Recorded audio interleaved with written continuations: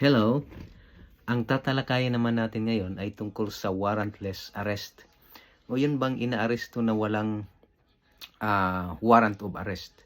Para at least magkaroon ng idea ang ating mga kababayan kung ano ba ang dapat gawin sa panahon ng ganito o ano ba dapat ang procedure na dapat susundin. Pero para maintindihan natin, kailangan nating alamin muna kung kailan ba pwedeng arestuhin ng isang tao. As a general rule, okay, as a general rule, kailangan ang isang taong arestuhin ay dapat sa bisa lang ng isang warrant of arrest. Kung arestuhin ka ng walang valid warrant of arrest, ay illegal na arrest 'yun. So as a general rule dapat pag inaresto ang isang tao, dapat mayroong warrant of arrest. Okay? So sino ba dapat ang mag-issue ng warrant of arrest? Well, sa ating proseso, korte lang ang makapag-issue ng warrant of arrest, walang iba. Okay? So, court lang ang makapag-issue ng warrant of arrest. Kaya minsan, kung naririnig natin yung sasabihin ng iba na, di ba, may madalas nating naririnig yung nananakot, ipapapulis kita, ipapahuli kita, huhulihin ka na ngayon. Pero, sa ganon, hindi po pwede gawin yon nang walang warrant of arrest. Kaya minsan, di ba, may mga programa sa TV na magsusumbong doon, tapos papatawag, pag hindi ka sumagot, ipapapulis kita, papahuli kita. Actually, hindi po pwede yon. Kasi kailangan, as a general rule, pwede lang arestuhin ang isang tao kung may warrant of arrest. Kung walang warrant of arrest, hindi pwedeng arestuhin ng isang tao. Okay, so korte lang ang ang may kapangyarihan na makapag-issue ng warrant of arrest. Kung ang warrant of arrest na yan na pinakita sa iyo ay hindi galing sa korte, hindi pirmado ng isang judge ng isang korte, hindi yan valid warrant of arrest. Okay? Walang ibang may kapangyarihang mag-issue ng warrant of arrest, korte lamang. Ngayon, kailan ba mag-issue ng warrant of arrest ng isang korte? So, dapat ganito yung proseso. Sa criminal cases, okay? Sa criminal cases, ang isang criminal cases, yung tinatawag natin na regular filing.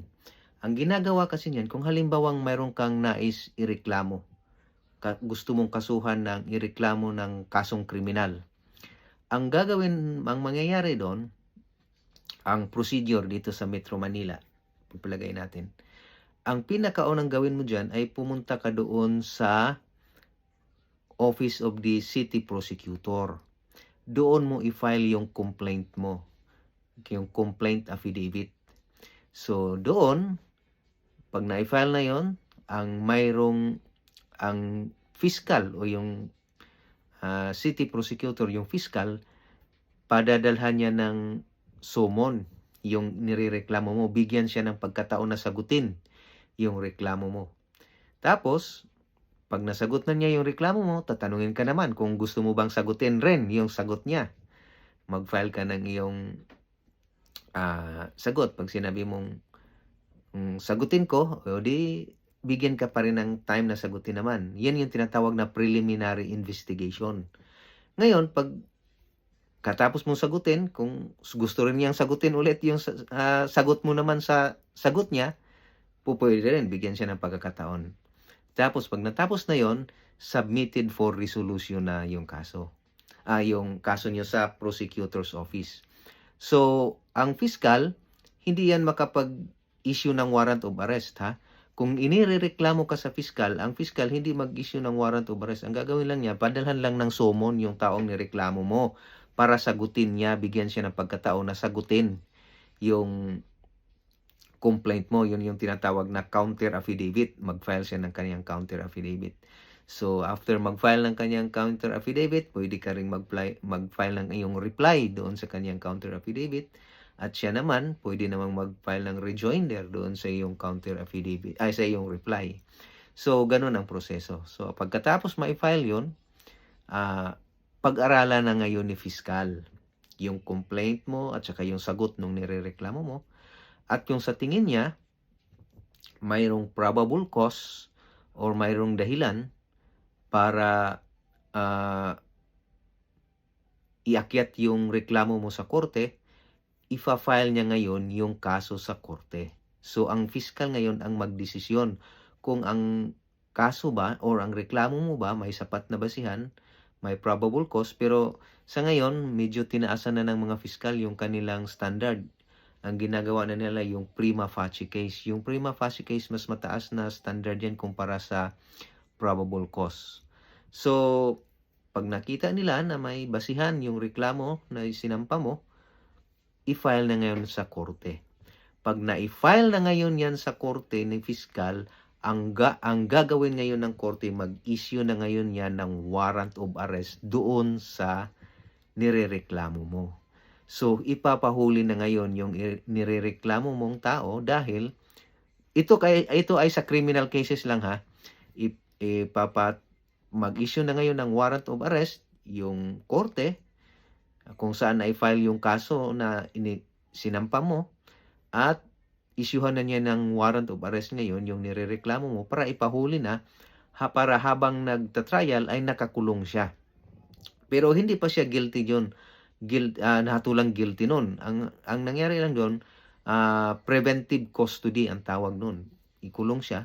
Ngayon, ito yung time na kung sakaling may piyansa yung kasong i-file mo, pwede na rin siyang magpiyansa para pansamantala siyang makalaya habang nililitis yung kaso. So, ganun ang procedure. Dapat yung regular procedure ha. So, lahat ng taong arestuhin ay pwede lang maaresto kung mayroong warrant of arrest. At ang tanging may kapangyarihang mag-issue ng warrant of arrest ay ang mga korte lamang. Kaya hindi po totoo yung wag ka tayong matakot doon sa mga pananakot, lalo na yung mga programa sa TV na magsumbong ka, tapos sasabihin, papahuli kita ngayon, patawag ng pulis, kailangan mong sagutin to o panagutan to. Wala po yan dahil hindi sila korte. Wala silang kapangyarihang magpahuli, mag-issue ng warrant of arrest laban sa isang tao. Dahil korte lang ang may kapangyarihan nun. Okay, so dadaan mo na yan sa preliminary investigation, mag-file ka muna ng complaint mo sa fiscal, tapos magkaroon ng preliminary investigation. Ngayon, kung makita ni fiscal na may probable cause, may basihan yung reklamo na isinampa mo, iakyat niya ngayon sa korte, i-file niya ngayon sa korte. Pag na-file na yan sa korte, yun na yung time na mag-issue ng warrant of arrest ang korte para habang nililitis yung kaso, nakakulong yung nirereklamo mo. Pero hindi pa siya guilty noon ha. Kinulong lang siya para preventive custody, para every time na magkaroon ng trial, nandyan siya. Marinig, present siya. Ngayon, kung halimbawang may piyansa naman, pwede na siyang magpiyansa para pansamantala siyang makalaya. Pero hindi ibig sabihin na nagpiyansa ka, nakalaya ka na, tapos na yung kaso. Hindi ganoon. Yung piyansa para lang yun sa iyong temporary or provisional liberty. Para pansamantala, makalaya ka habang nililitis yung kaso mo. Hindi ka under preventive custody. Hindi kayong maging tinatawag na PDL, person deprived of liberty, habang nililitis yung kaso. So, yun po. So, sa susunod, pag-aralan natin kung kailan ba pwedeng arestuhin ang isang tao na walang warrant of arrest. Kasi, sabi ko kanina, as a general rule, dapat may warrant of arrest. Pero mayroong exception nun. So, yun ang tatalakayin natin sa sunod na part ng ating video series na ito tungkol sa warrant of arrest.